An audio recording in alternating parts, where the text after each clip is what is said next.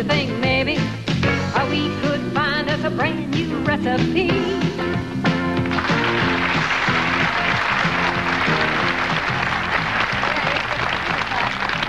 Hello, everybody, and welcome to our show today. I am so excited because I think our guest is so beautiful and so talented. Miss Crystal Gayle. Thank you. Well, I won't lie, we have been trying to get you on our show for a long time, so it's a big thrill for us. You know, we have a lot in common. We're both from Kentucky. We're both the youngest of a very large family. Do I hear it for Kentucky? Yeah. And we love Crystal. Oh, I love Crystal. I didn't realize that, but I heard that you have a huge collection. You even have a store. I have a shop here in Nashville that, it started out just as a little hobby, and I said, you know, I'd love to have a tiny shop somewhere, and it's a much larger shop. You know, we have porcelain and jewelry as well as all the man-made crystal like Waterford, Baccarat. Oh, do you have Waterford? I'll have to come over because that's what I collect. Oh, Waterford's great. I have a huge collection of that, and I couldn't help but notice this piece. Oh, this is quartz crystal. This is an amethyst piece. Well, that's just happens to be my birthstone too. Well, I guess I'll have to take that too, Crystal. No, a friend made this for me. You're kidding. Do you sell things like this? We do sell different type bracelets, but not one like this because this was made specially for me.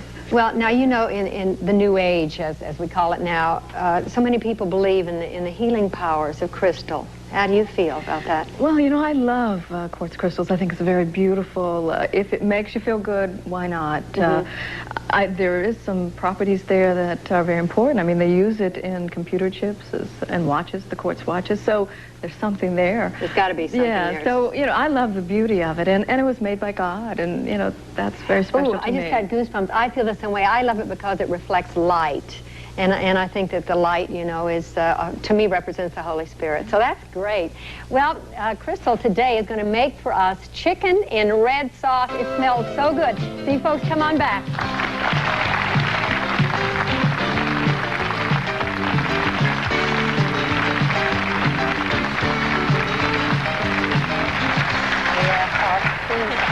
Welcome back. Well, here we are in the kitchen. Before we start Crystal's chicken in red sauce, which I can't wait for, I have to ask you this. Now, I know everyone comments on your magnificent hair. I mean, look, this is just truly, truly amazing. What do you do in the kitchen when you cook at home? Well, I normally wear my hair up. Wrapped up? Yes, I put it up, and because I don't want to be pulling out hair. Well, now I wear it up. You could catch this on something. Oh, wait, my hair gets caught on every kitchen knob in my Do you ever cut it? I cut it all the time. You do? It grows fast. And, you know, I get some people say, well, you should cut it, do this style. One of these days, I'll get the nerve to do different things with it. But, oh, yeah. Would you like to see it short? Maybe? No. You want to keep it long? Well, the people have spoken, Crystal. But you know what? When you feel like cutting it, you go right ahead and cut it. Because it's beautiful. It's heavy. But it is really heavy. Crystal will be walking like this. Well, you know, one of the things I used to do for my hair, and I'll tell you because it's right here on the table, I used to put a lot of oil on it to condition it. You know, I don't take care of it as well as I used to with children now because it is like a child. Right. And but I would saturate my hair. So if you spill oil in the kitchen, don't waste it. Put it on Put it on your hair. But let me give you a tip, which I didn't do one time. I did the same thing, put oil on my hair, and I didn't know that you were supposed to put shampoo on before you put water on. It took me a month to get that oil out of my hair. Did it really? Oh, yeah.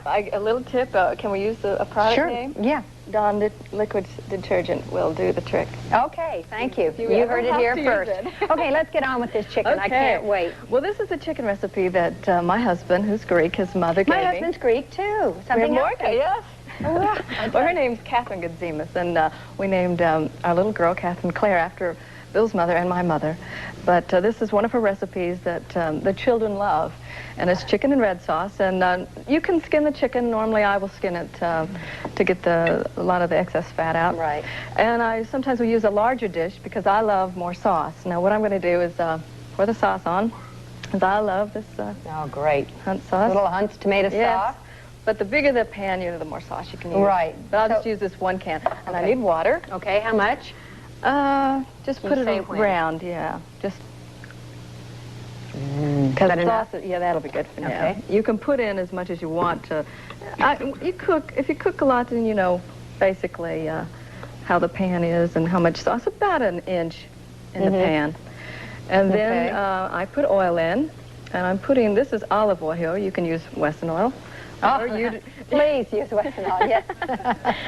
And I'm making a mess. That's why I have the apron on. Well, that's fun. You're supposed to make a mess in the kitchen. But if you're on a diet and you don't want to use any oil, then I have to, I guess. Okay. But, well, we have, in Wesson, we have all kinds. We have it, you know, there's really? non-fat, you name it, we've got it. That's great. But put that in. Okay. Then I salted the chicken. You salt to taste, I'm sure. Yeah, to taste. And you know, this, the tomato sauce, you can get it without salt. Which is great, I think, because a lot of people are on salt-restricted diets. Yes. What is in this little? This is cinnamon, and this is the trick. I love this. And you'd think that cinnamon on chicken, but it really is wonderful. That's the trick, I put it on the chicken and in the sauce as well.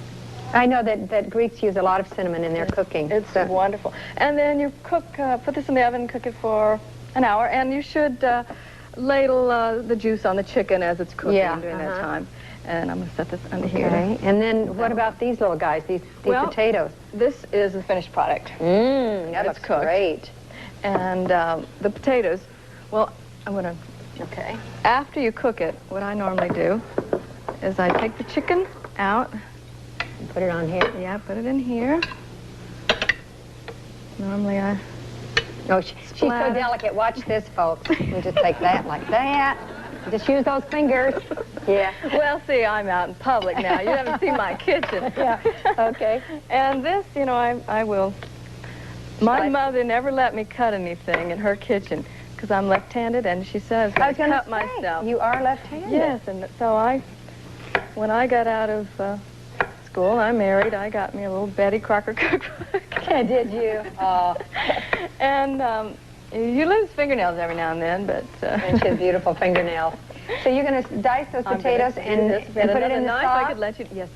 Well, should I just continue, or should I just... Well, you can tell us. We put these in the sauce. Okay, we'll put this in the sauce. And cook for however long it takes. About an hour. Keep and you testing put cinnamon back on. Salt if you want, but not really. It smells so good. Cook that for about an hour and serve it as a side dish. And another thing I love to serve with this is cornbread. Cornbread. That's my southern coming out. You can't go wrong with this, folks. And the sauce is wonderful with the cornbread. Well, you're going to want this recipe, and here it comes, so get ready. We're going to recap it for you. You get chicken roasted with tomato sauce and potatoes. That's the title. You preheat your oven to 350 degrees. Wash your chicken, place in a roasting pan, add tomato sauce and oil.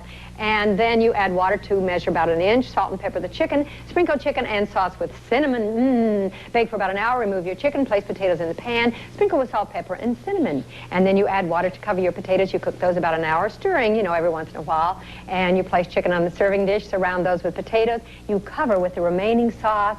And your guests will love this, or your family. And they're also going to love these two crazy guys coming up. Williams and Rhea are going to make peaches and cream tarts, so come on back. Welcome back. I'm sure that most of you in the audience know that Crystal is Loretta Lynn's baby sister. And I wanted to ask you, if growing up with Loretta being a star, and then you got into the business, was that a help or a hindrance to you? Well, you know, it closed some doors as well as opened some doors. But I never grew up thinking anything negative. You know, I grew up with my sister in the business, and I was so proud. I mean, I was out there as her publicity agent. It was wonderful. And when I started out, I would go to my shows, and they'd have me advertise Loretta Lynn's baby sister, Crystal Gayle. That didn't bother me, you know. That's wonderful. That's a great attitude to have, because I know so many people in the business, you know, children of famous people, and they feel that sometimes it hurts them. And my husband, you know, is a brilliant psychologist. He said, he always tells them, you shouldn't feel that way. Capitalize on it and be positive about it. Oh, I think so too. It's a negative, and they not only carry that negative feeling through their music or what they're doing, but just their whole life. You know, well, it affects their family. These two guys, Crystal, unfortunately have carried their crosses and their negativity throughout their lives, and ours too. But it doesn't keep us from loving them. Here they are, Williams and Rhea, to make peaches and